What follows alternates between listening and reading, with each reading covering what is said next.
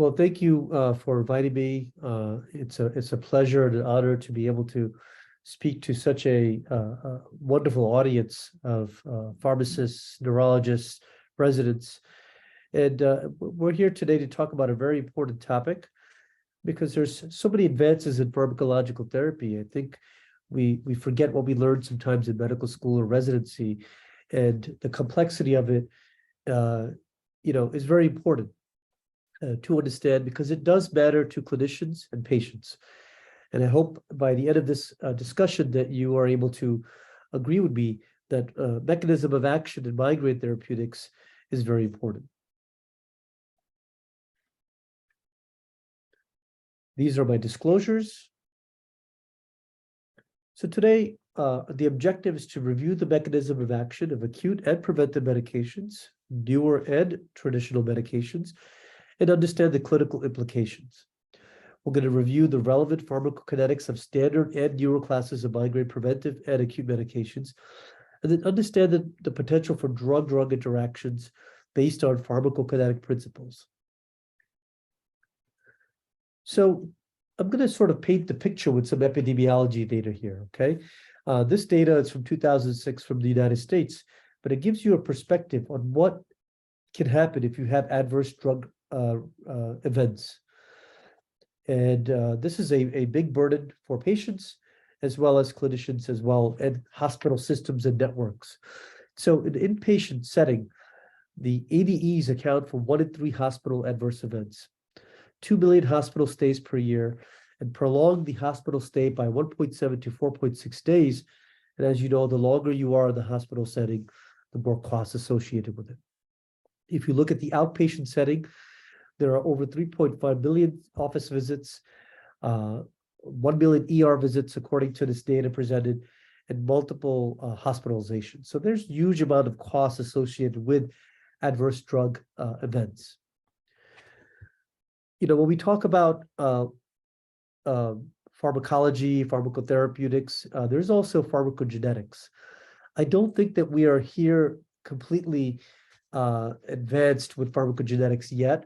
I think there's a lot of potential, a lot of research that still needs to be developed, but there are a lot of things that we do know about. There are variations in enzyme inhibition, induction with individuals. There are several polymorphisms that may occur, and there are some patients that are ultrasensitive.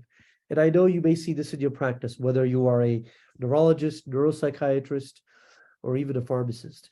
You have some patients that are very sensitive to some medications, and some patients, they have no adverse reactions, and you need to go to much higher doses. So I do think that pharmacogenetics does play a role, but I still think that there's still more research that needs to be done in understanding this aspect of pharmacology.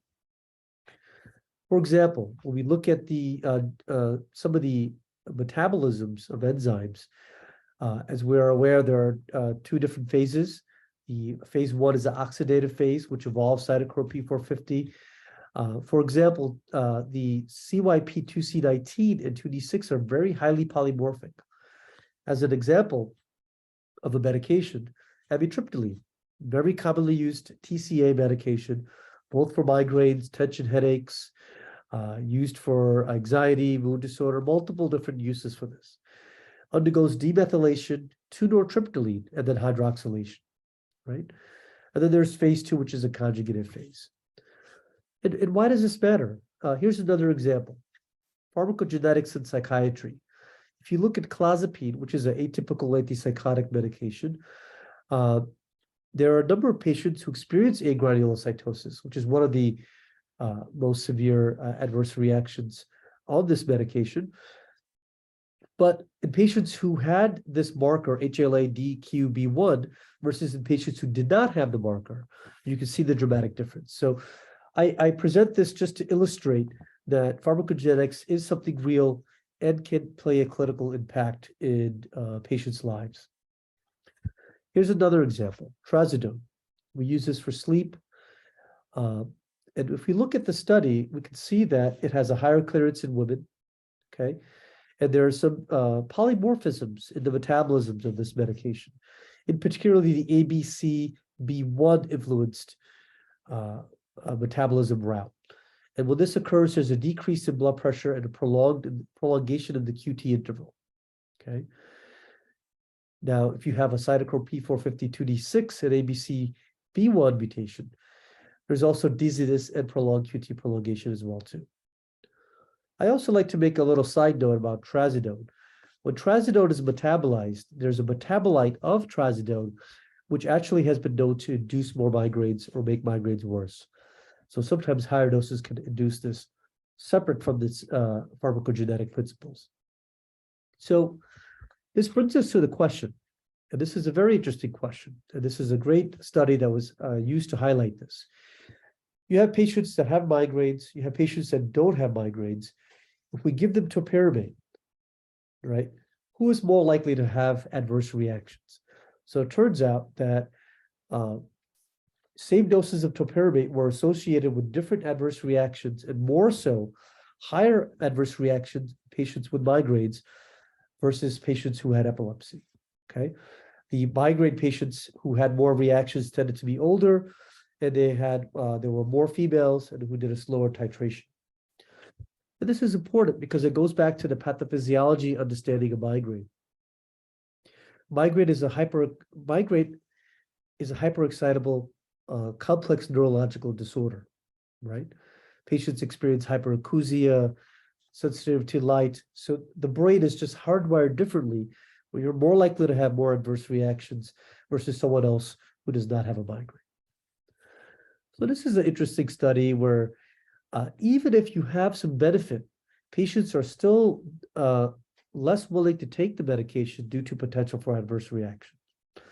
And this is illustrated graphically here in this chart.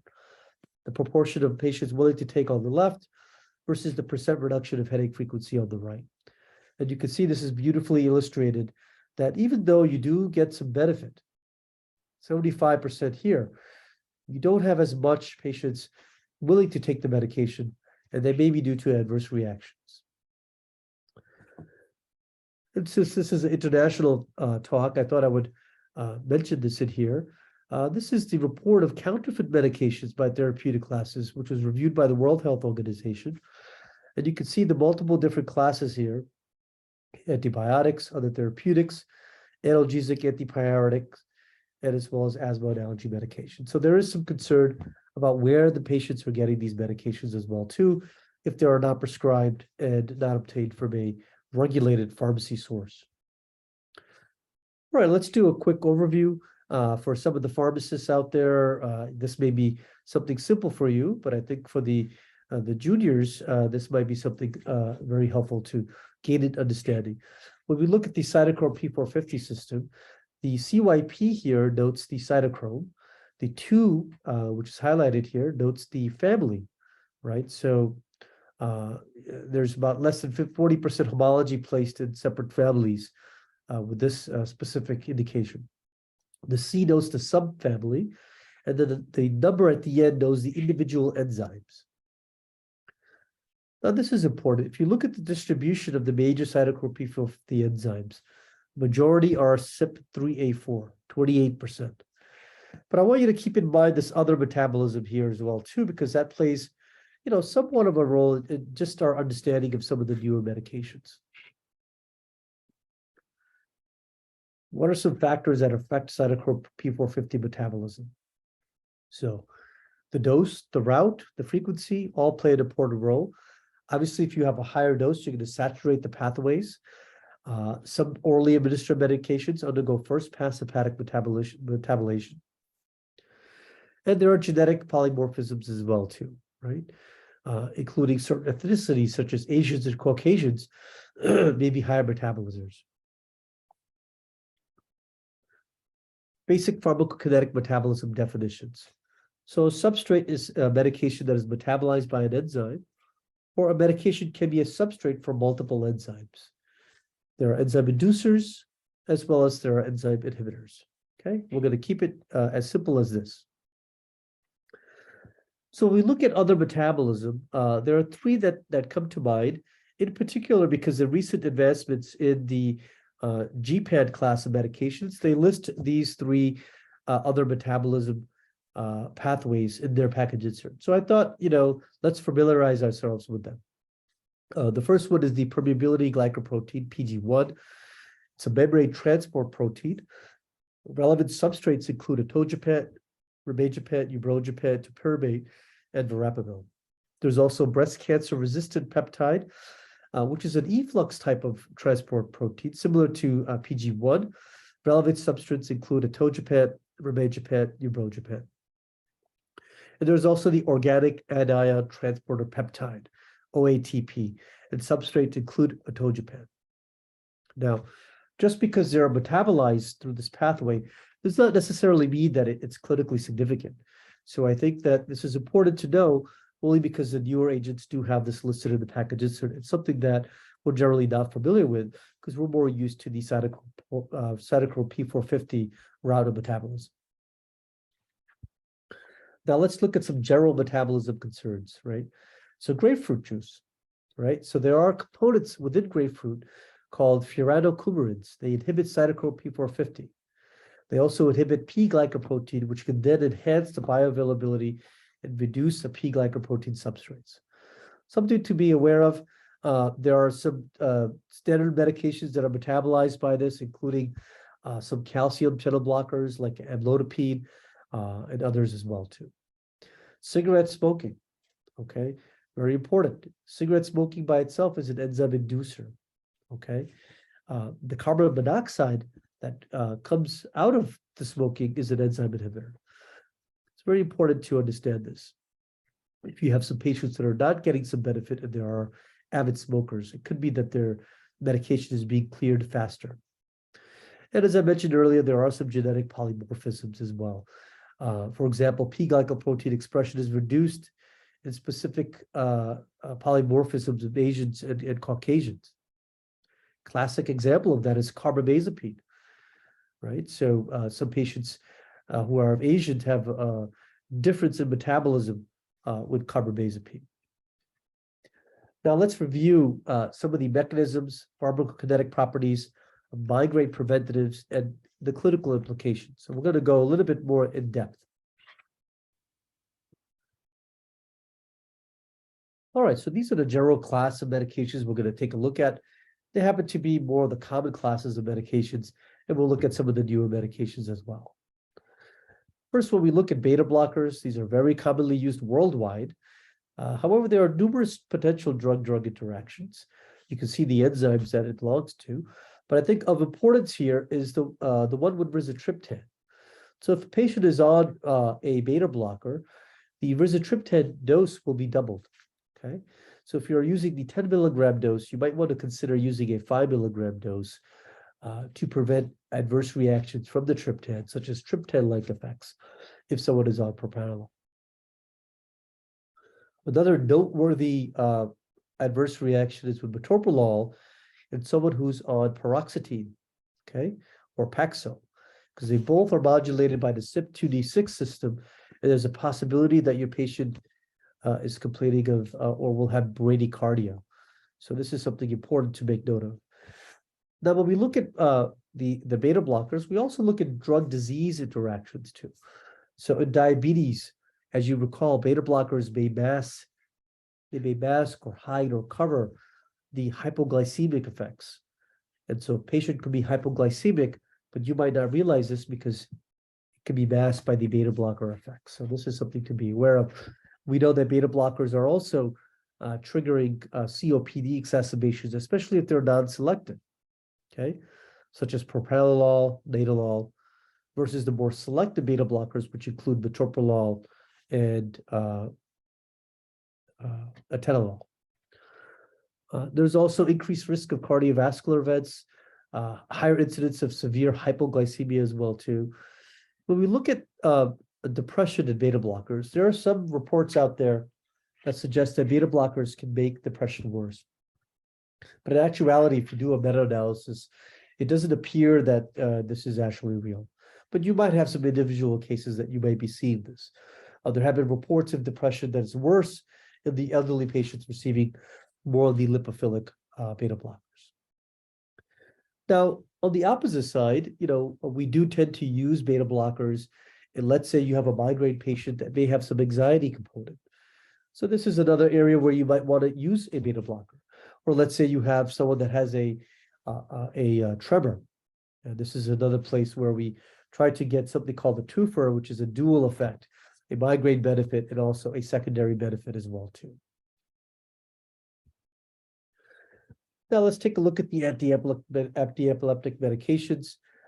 Double Pro-X or Depakote. It's not really commonly used as a first-line preventive medication. It does have level A evidence according to the American Academy of Neurology and American Headache Society.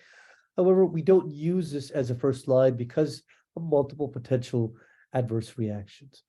One of the primarily important one is that women of childbearing age should not be placed on this due to potential for teratogenic related effects, right?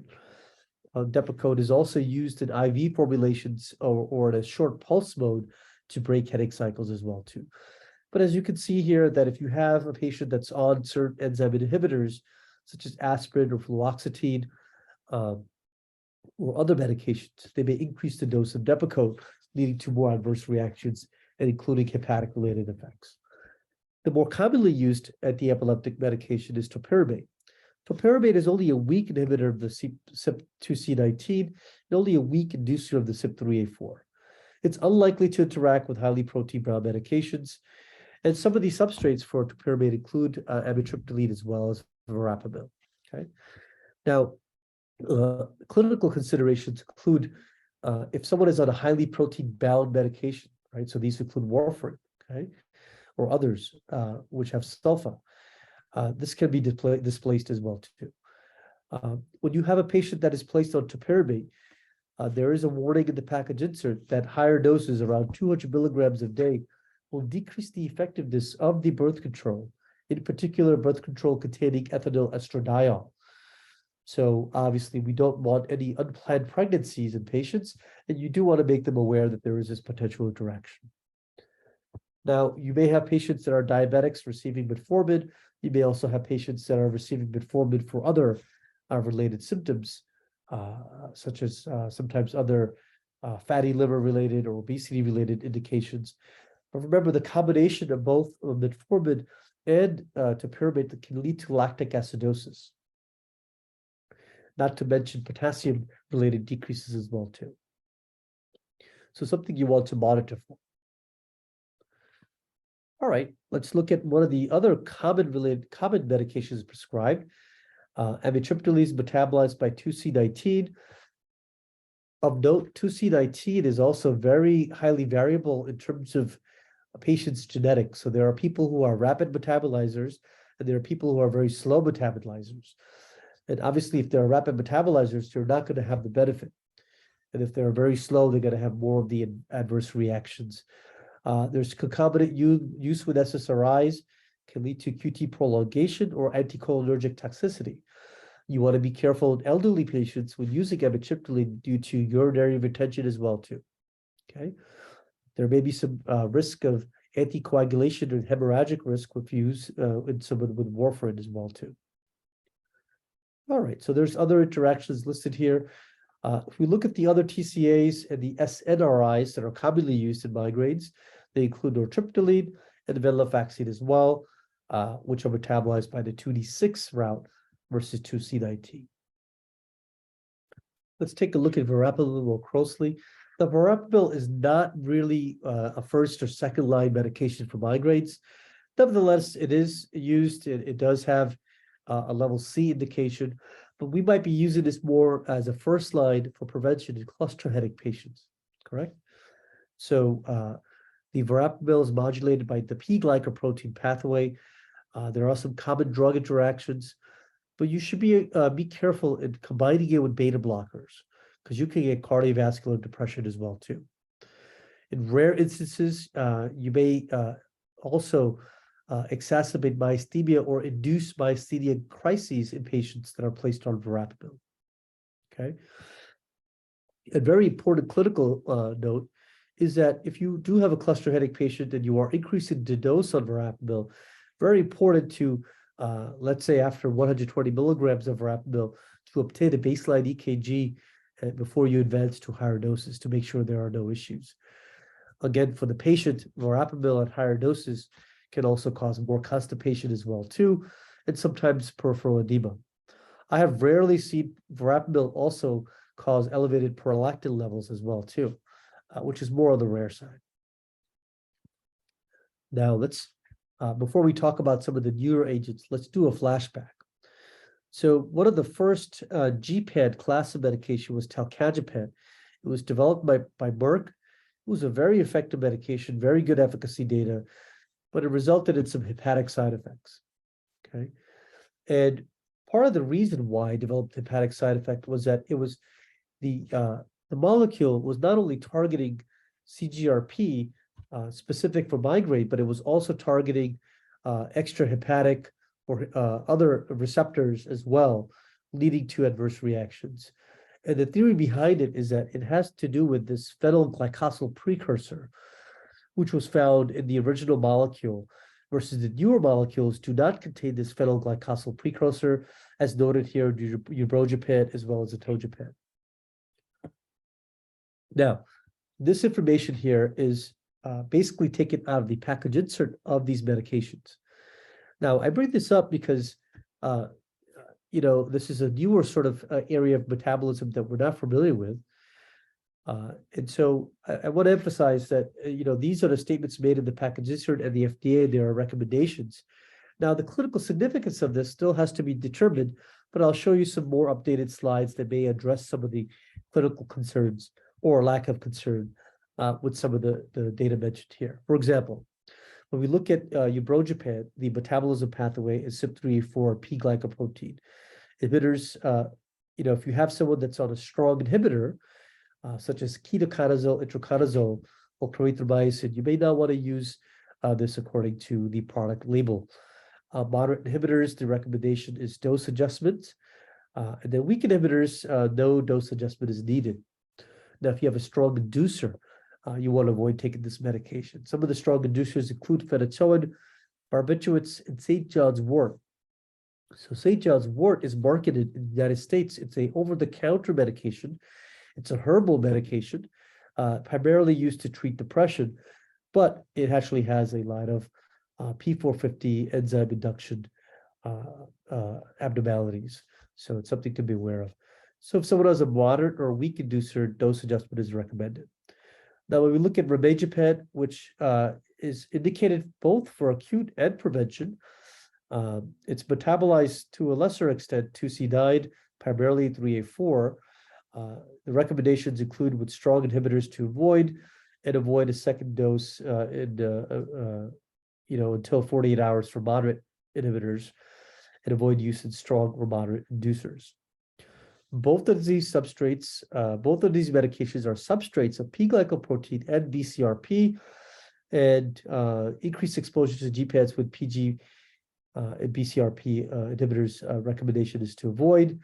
But I'm going to show you some data in subsequent slides that has been done post-marketing. Some of the substrates for PG and BCRP include verapamil, itraconazole, and some of the other medications listed here, including carbidiol as well too, and curcumin. This is again taken from the package insert, atogepant. The recommendations are to adjust the dosing based on the inhibitors. So 10 milligrams for strong CYP3A4 inhibitors, 30 or 60 for strong or moderate. And if you have an OATP inhibitor, 10 milligrams or 30 milligrams once daily. Now let's take a look at some of this data that's presented here. So you have, this is presented at the American Headache Society in 2021 as a virtual poster in their annual meeting. The effect of strong PGP and BCRP inhibition using cyclosporin and quinidine on the pharmacokinetics of oral rimegepant in healthy subjects. So the data is shown here, but in terms of the interpretation of this data and conclusion, so the authors felt that the strong PG inhibitors such as cyclosporin and quinidine moderately increased rimegepant exposure, less than twofold. Rimegepant was safe and well tolerated. The moderate effects of rimegepant exposure may be generalized to other strong P-glycoprotein inhibitors. The similar effect of cyclosporin and quinidine on rimegepant exposure suggests that BCRP inhibition has minimal influence on rimegepant exposure. Okay, so important to know. Now let's take a look at another recent study that was published in Breastfeed Medical Journal in March of 2022. And basically, they wanted to investigate whether rimegepant, an oral small molecule calcitonin-G-related peptide, which you'll learn about in more detail in the next lecture to come, if it's excreted in human milk after a single dose of 75 milligrams. And then they wanted to characterize the concentration. So when they did this analysis, they found that on a weight-adjusted basis, the relative infant dose of rimegepant was less than 1% of the maternal dose. So here's the data showing you breast milk versus the plasma concentration in the infant, and it was found to be less than 1%.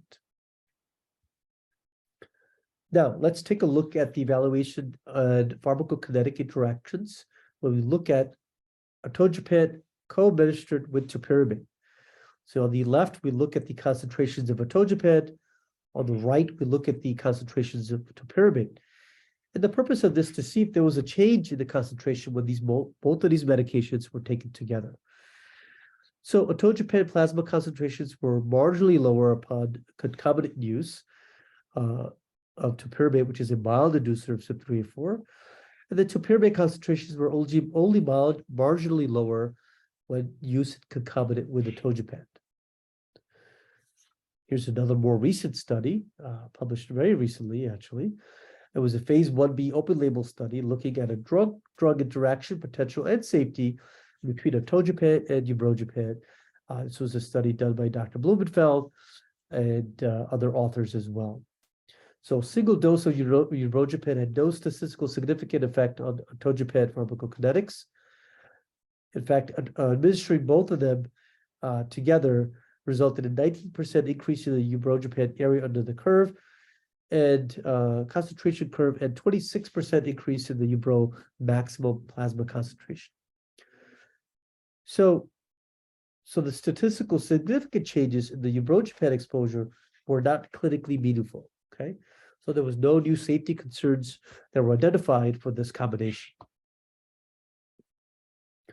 Now let's take a look at the other class of medications, monoclonal antibodies.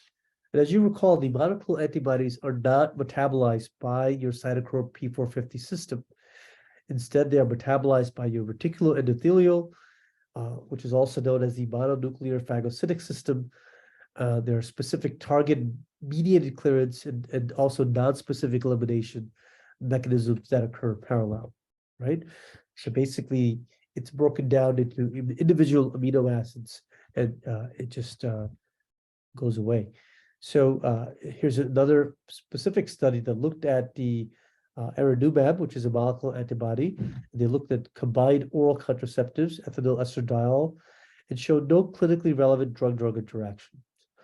In addition, at standard doses, antibody-antibody interactions is also unlikely since IgG clearance is dependent on the FcRn saturation, which is unlikely to occur at typical therapeutic doses of the monoclonal antibodies.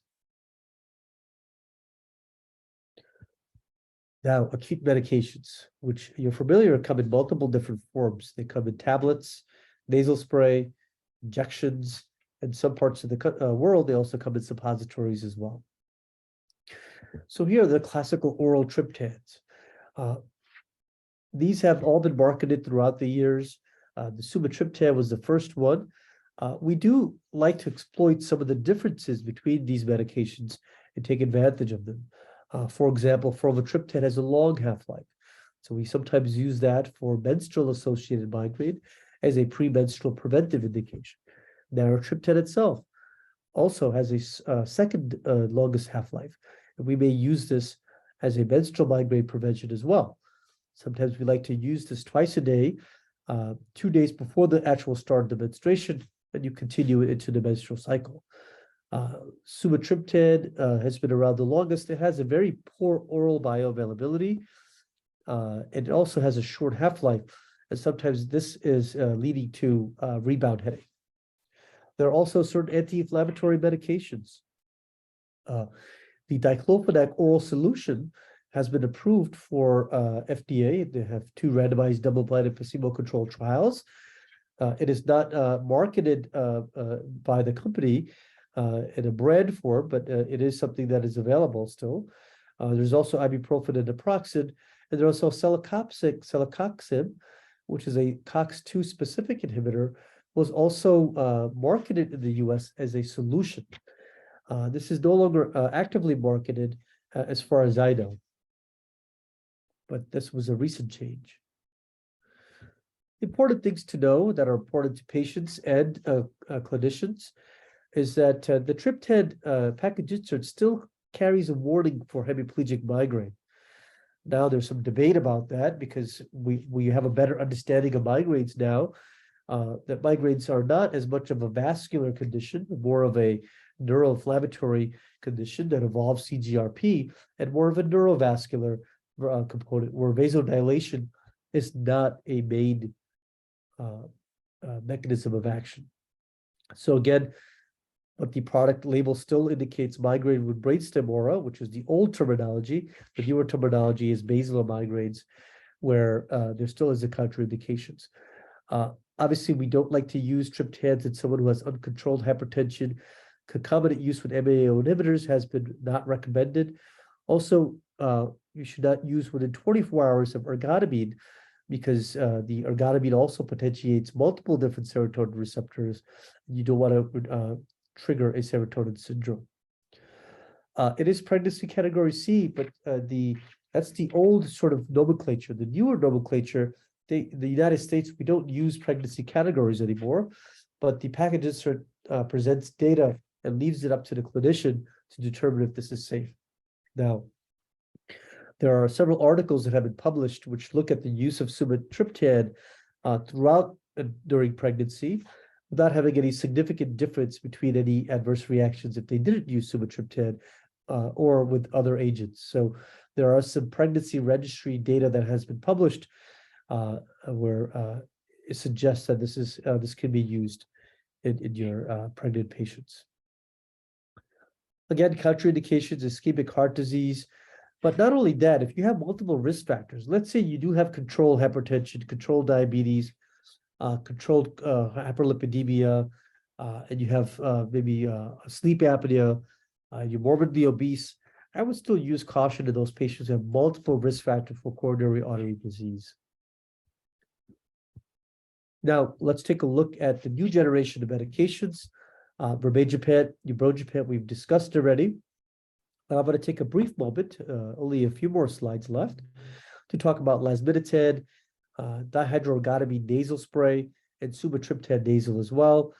And in the future, there is in development a zavegepant, which is intranasal gepant, which is the first and only intranasal gepant in development. But I do not have any detailed data to share with you at this time, but this is in development. So let's take a look at lasmiditan. So lasmiditan is a new class of medications that belong to medications called the ditans. It has a very high affinity, highly selective to bind to the 5-HT1F receptor, and it acts on the trigeminal system without causing any vasoconstriction, okay? Because it does not bind to the 5-HT1B receptor. As you recall, the triptans typically bind the 5-HT1B and D receptor, which are also found in cardiac tissue and cardiac blood vessels as well. So lasmiditan does not do this. It's indicated for the acute treatment of migraines with or without aura. It has good data showing you efficacy versus placebo. There is a warning in the package insert recommending not driving for 8 hours after use because there may be a potential for dizziness as well. So let's take a look at why this is unique, okay? So we look at the pathophysiology of migraines. We know that there involves the trigeminal vascular system, okay? And there's also these trigeminal cervical complex.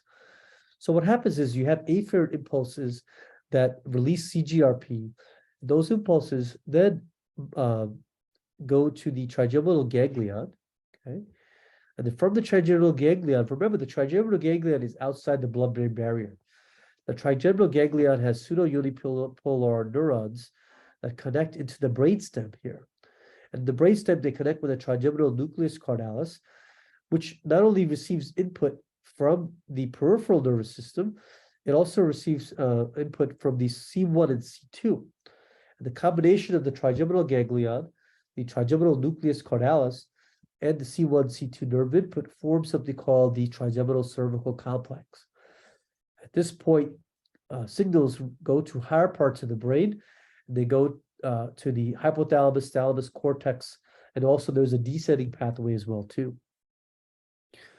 Now, what's important to note here is that the 1F receptor is found both in the peripheral nervous system as well as the central nervous system.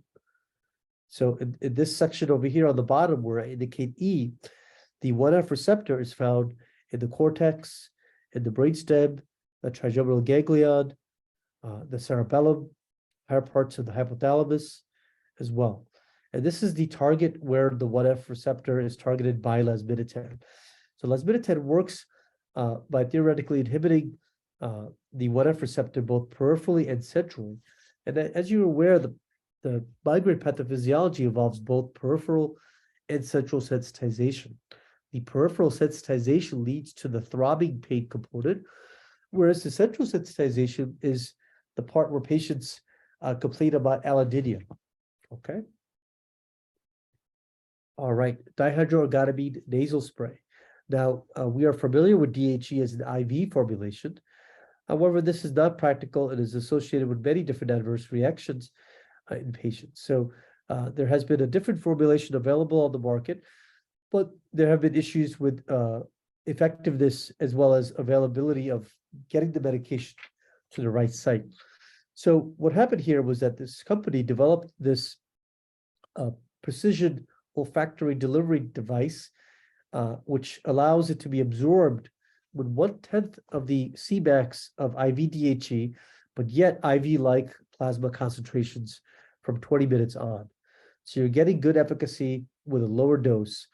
Important things to know, as you know, DHE targets at agonistically multiple different receptors, including multiple different serotonin receptors, and as well as antagonist activity at multiple different other receptors, including dopamine receptors as well, too. So there is a cardiovascular warning. The package insert does suggest that before starting a patient to consider EKG as a baseline in patients. The other important thing to know is that you should space this medication 24 hours apart from any triptans if your patients are using both this medication and a triptan. Now, here is the difference between a typical nasal spray, which delivers the medication primarily to the lower part of the nasal mucosa here, but you have three different sections, lower, middle, and upper section here. The upper section is very rich in the vasculature. So you have the posterior ethmoidal artery, the sphenopenaltine artery, and this is where the medication is absorbed. So using this technology, this pod technology, it delivers the medication in a plume, which reaches the upper nasal passageway, preventing more non-specific absorption as well too. So that is the technology of this medication delivering DHE. Now, there is also another nasal spray. Now, this is the DFN-02. It's a sumatriptan nasal spray. What's unique about this nasal spray is that it delivers sumatriptan, but it's combined with a permeation enhancer. Okay, so this permeation enhancer, when it opens the gap junctions in the membranes in the nasal mucosa, when these gap junctions are open, the medication is better absorbed. So you're getting less amount of sumatriptan, but you're getting absorbed effectively. So you don't get the adverse reactions of higher doses of sumatriptan when they're used. So this is used for acute treatment of migraines. And you can see the data here showing you 2-hour pain freedom to be 43% versus 20% placebo. Now here's some pharmacokinetic data showing you the curves here regarding absorption. Your standard Imitrex nasal spray, you can see the absorption is very poor. Not to mention that it has a very burning-like sensation. And most patients won't like you if you give this to them because of the burning sensation, versus the sumatriptan nasal medication spray. You can see it reaches peak plasma in a short period of time. and this is where the effectiveness of the medication takes place.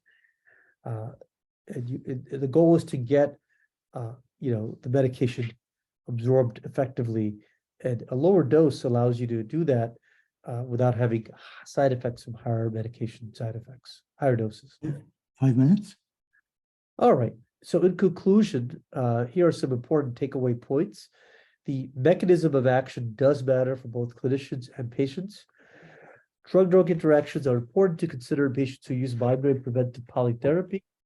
We have patients that are on topiramate, a TCA, a beta blocker, and sometimes you have to think about the combination of all this and streamline, right? So polypharmacy is something that we always strive to reduce in all of our patients. So some consideration should be taken when you think about metabolism through the CYP3A4 system. I'm sorry, the CYP P450, of which the CYP3A4 is the most common one.